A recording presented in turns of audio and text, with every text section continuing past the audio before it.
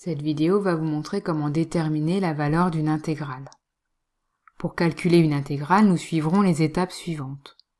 On commencera d'abord par justifier que la fonction f est continue et positive sur l'intervalle AB.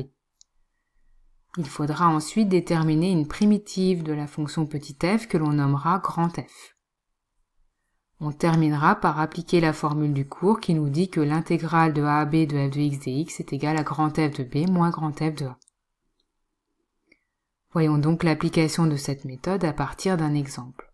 Dans cet exemple, nous cherchons à calculer l'intégrale de 3 à 4 de x au cube moins 2x carré dx. On peut déjà commencer par identifier la fonction petit f et l'intervalle AB. Ici, la fonction petit f est définie par f de x égale x au cube moins 2x carré. Les bornes de l'intervalle correspondent aux bornes de l'intégrale. L'intervalle AB est donc ici l'intervalle 3, 4.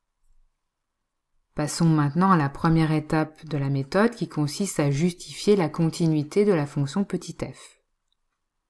Ici, petit f est une fonction polynôme, elle est donc continue sur R, donc aussi en particulier sur l'intervalle 3, 4.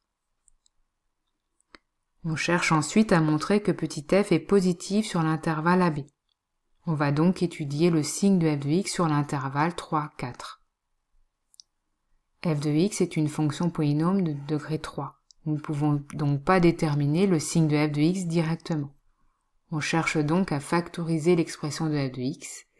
En effet, nous constatons que x au carré est un facteur commun, ce qui nous donne la factorisation x au carré, facteur de x moins 2.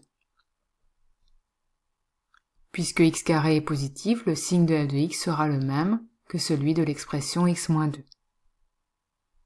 pouvons alors dresser le tableau de signes suivant. X carré est positif sur R, mais s'annule en 0, nous rajoutons donc la valeur 0 dans les antécédents de 0.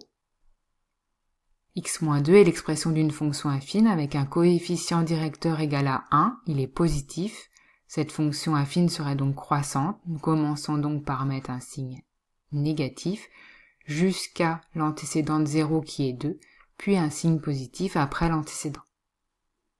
L'application de la règle des signes du produit nous donne le signe de f de x. Nous constatons donc que sur l'intervalle 3, 4, la fonction petit f est donc bien positive. Passons maintenant à la deuxième étape qui consiste à trouver une primitive de petit f. f de x est une somme. On fait donc apparaître les constantes multiplicatives. f de x est égal à x au cube moins 2 fois x au carré.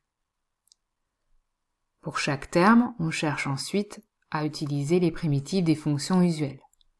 Pour le premier terme, nous constatons que nous avons x puissance 3. Il est de la forme x puissance n. Le tableau des primitives nous dit qu'une primitive est x puissance n plus 1 sur n plus 1. En appliquant cette formule, nous obtenons donc x puissance 3 plus 1 sur 3 plus 1. Nous recompions la constante multiplicative, moins 2 fois, il reste à trouver une primitive de x au carré, qui est lui aussi de la forme x puissance n. Nous obtenons donc x puissance 2 plus 1 sur 2 plus 1. En simplifiant l'expression de cette primitive, nous obtenons donc x puissance 4 sur 4, moins 2x puissance 3 sur 3. Il reste maintenant à appliquer la formule grand F de b moins grand F de a. Les bornes de l'intervalle sont 3 et 4. Nous commençons donc par la borne supérieure de l'intégrale qui est 4, ce qui nous donne grand F de 4 moins grand F de 3. On remplace ensuite grand F de 4 et grand F de 3, puis on effectue le calcul. Vous ferez attention à la soustraction qui inverse les signes pour le calcul. L'intégrale cherchée est donc égale à 229/12, soit environ 19. Nous pouvons ensuite chercher une interprétation graphique de cette intégrale. La fonction petit f est continue et positive sur l'intervalle 3, 4. Donc l'intégrale 3 à 4 de x au cube moins 2x carré dx représente l'aire du domaine délimitée par la courbe CF, l'axe des abscisses et les droites d'équation x égale 3 et x égale 4. Cette aire est environ égale à 19 unités d'aire.